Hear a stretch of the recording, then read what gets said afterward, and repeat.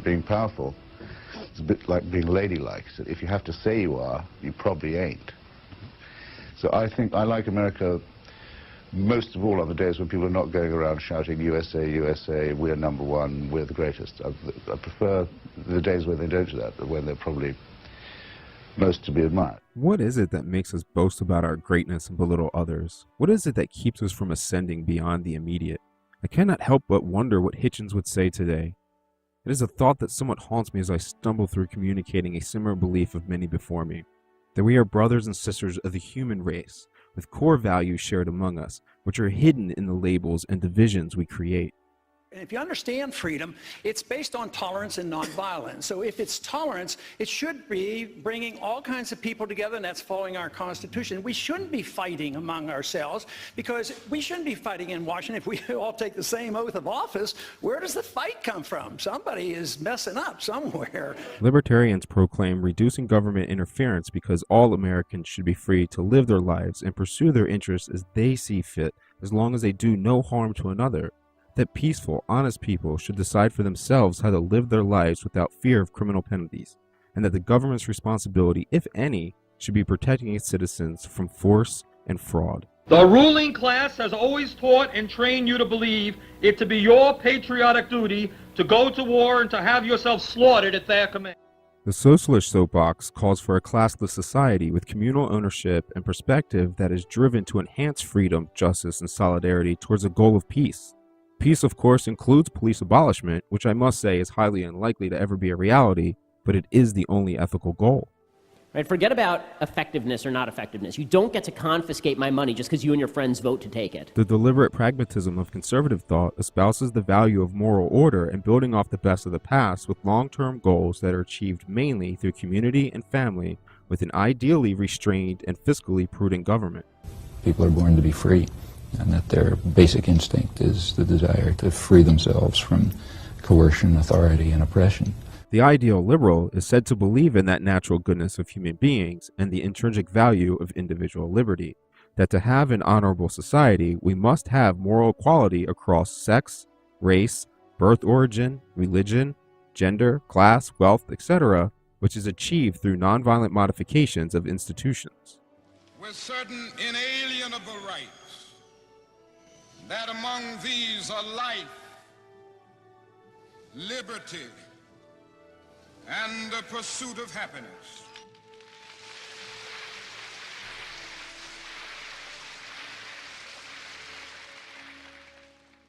America, America, America. Cannot help but believe we have steered ourselves quite off course.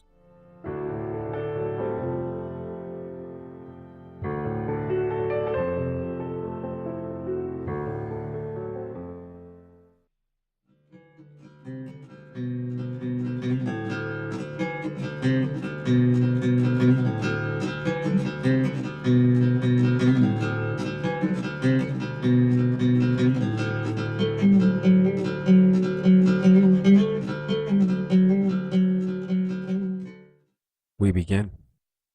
We are now reading from the beginning of Crimes and Punishments, the Foreword. That stage needs to be set where we pay homage to those that came before us, but we cannot raise them to levels of religious dogma. Each generation has exponentially more access to information than the previous generations, and thus even the best decisions made in their time are necessarily ill-informed. The frustration of hindsight being 2020 is not a new phenomenon. The best we can do is run the strongest leg that we can and pass the baton off to the next runner in the relay.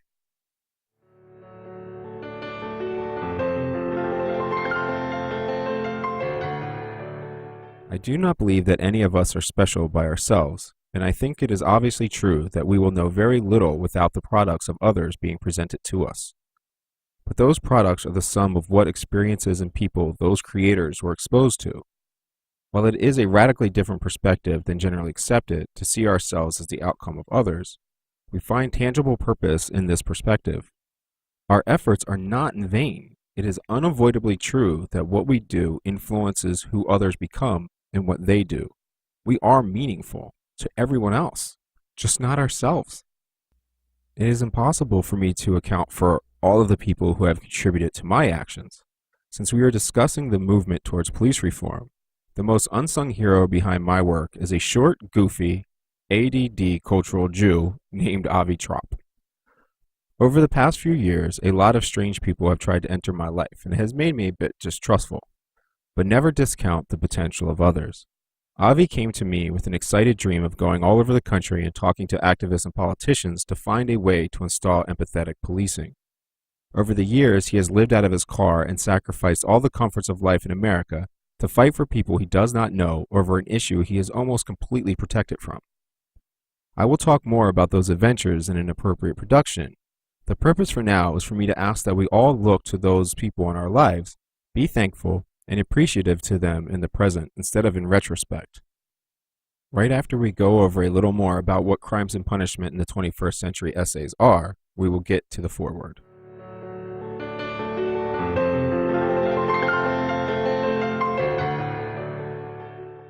Like most cops, the emotions felt when pinning the badge on my uniform for the first time was a source of immense pride, but also a shocking reality to the complication of performing a duty under the weight of such power and responsibility.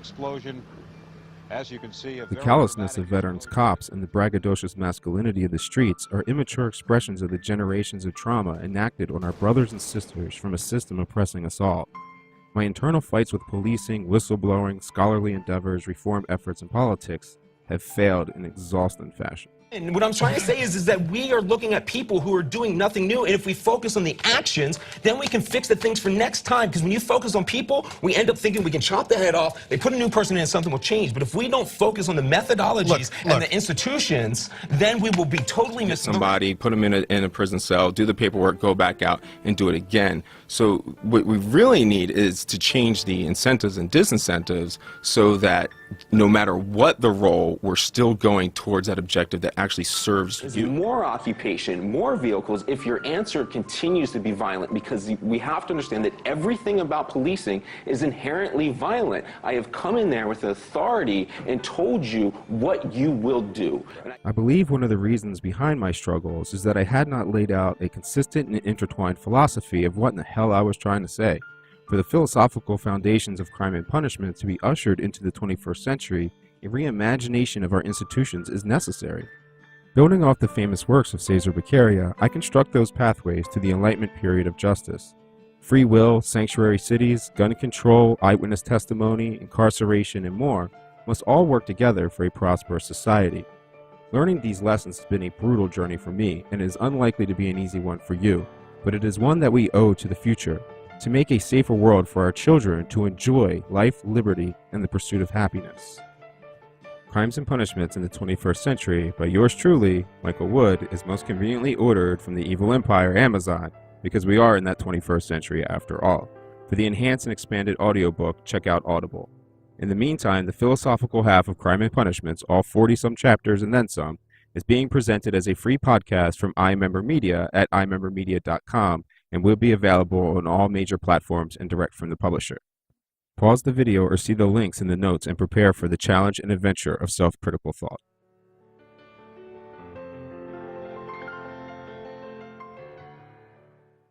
Foreword. If every individual be bound to society, society is equally bound to him by a contract which from its nature equally binds both parties. Cesar Beccaria.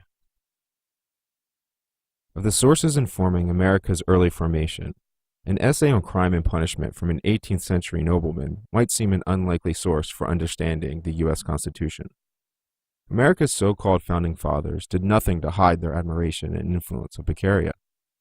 The respect contributed to sowing the seeds of an oppressive criminal justice system in the United States, due to some of Beccaria's false premises. When philosophies are sown into the crafting of an entity, their influence becomes part of the environment.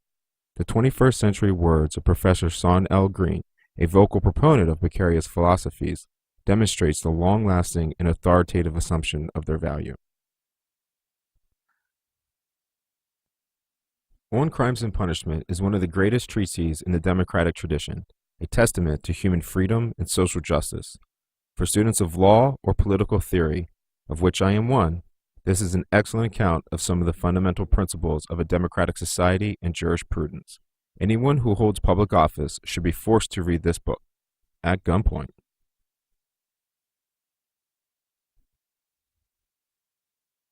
Green suggests compelling compliance to the threat of lethal force or violence with the same casual air the Old Testament takes in describing fetuses being ripped from their mother's wombs. A reliance on and praising of static policies rooted in the past establishes a guarantee that those in power will remain in control. The premise of punishment and appealing to authorities of history are destructive to the social bond. As we should have realized from centuries of failed policy, punishment does not work in any modern context. If it ever did work, it was dramatically different environment in past. Proper maintenance of the societal contract requires frameworks that grow and adapt to the changing conditions and structures that operate with informed knowledge of the functioning of the human beings that the contract attempts to organize. There is unlikely to be any particular policy that we should reasonably expect our great-great-great-great-great-grandchildren to be governed by, and that is a mere 100 years in the future, such as slavery. Some of Beccaria's thoughts are rooted in the human element and remain of extreme value, especially in the face of the evolution of Beccaria's principles in practice. Recognizably interlaced throughout the Continental Congress's documents that established American governance are core human realities that are likely to transcend the foreseeable future. Despite many long-lasting truths, the context of the period in history is critical to the philosophies of societal codification. Over time, these principles of Beccaria, which were integrated into the core of American principles, have had mixed results. America no longer applies the following principles. It is tyranny to rule over another's actions unless absolutely necessary. Members of the society are bound to that society, requiring that society is bound to its members. Societies such as the state, nation, or community should only institute laws to unify the society members continually. Be wary of accusations made in private. Confidential informants and the like sow the seeds of treachery and distrust. Avoid influence or immunity in exchange for testimony. It is sanctioned treachery. Laws should not be interpreted, especially by judges, else the rule is that of judges, not society. Laws are to be applied and enforced equally, regardless of power, influence, or class. Some of the principles were compromised. The preservation of life is a superior right to the societal right of property protection. Members of the society shall be tried only by a jury of peers under the assumption of innocence. The primary role of the courts is to establish guilt. The second role is to administer penalties in consideration of circumstances. Some of the principles were lost. Power comes from the whole of the people, not elite classes. Independent of influence, the free press is the guardian and gatekeeper of the voice of the citizens. Members of the society shall be free from restriction when in violation of no law. And some of the principles are dangerous. Laws and legislations are about creating the best outcomes for the most people, the greatest happiness of the greatest number, with minimal misery. This essay pays a purposeful homage to Beccaria and is an evolution of the thoughts of the giants on which we all stand. In the United States, Thomas Jefferson is widely considered one of those giants. Beccaria's influence on Jefferson is of note. Jefferson said that America's government was to be found not on classes of people as in Europe, but on single, named individuals who would have to earn privileges and entitlements through agreements and pursuant to their responsive actions as specified in the agreements. Privileges, therefore, had to be earned by each individual, and the government had to recognize each individual who earned the specific privilege. But privileges earned by single individuals could not be transferred to other individuals through means such as heredity. Jefferson rejected the establishment of such a society within the United States. In refuting that European practice of heredity, Jefferson based himself on principles enumerated by Beccaria, who said that laws should be made mild so that every individual would be equal in the face of those laws. Beccaria therefore became the sole inspiration to Jefferson's intent to create laws aimed at individuals and not at classes of people. Unalienable rights are neither earned nor unearned. They are inherent to every individual regardless of race, gender, ethnicity, or social standing. All other rights, privileges, or entitlements are either earned or not earned pursuant to the fulfillment of agreements based on performances. It was not uncommon to equate societal happenings to contracts defined in economic terms and structure. Insurance companies have no option other than to reduce everything to financial conditions, even life. There is a truth here that remains and is argued for as the basis of legislation being the expression of our social contracts. There are always benefits and consequences to a community, and these must be weighed out. An additional philosophy of Beccaria adopted by Jefferson was the dangerous maximize happiness adage previously mentioned. The base principle of the greatest happiness for the greatest number of citizens is foundationally corrupt. The understandable thinking that the ideal measure is the fewest of poor and oppressed leaves the door wide open for classification into groups of the happy and groups of the oppressed. Uncoincidentally, this weakness played out in the evolution of American society. Other weaknesses, such as broken windows policing, are readily accepted into a society which is based on such flawed premises. Broken windows policing is mainly attributed to being an ill-fated adaptation of a fact of social deterioration and treatment, but the seeds of the ideology influenced many of the founding fathers. In Beccaria's translated words, "The public punishment, therefore, of small crimes will make a greater impression, and by deterring men from the smaller, will effectually prevent the greater." The influence of these words is evident in the general mindset of punishment and crime. Many of Beccaria's principles influenced the founding philosophies and founding documents of the United States of America. If one of those influences was on gun control, then much light is shed on what the intent of those men was.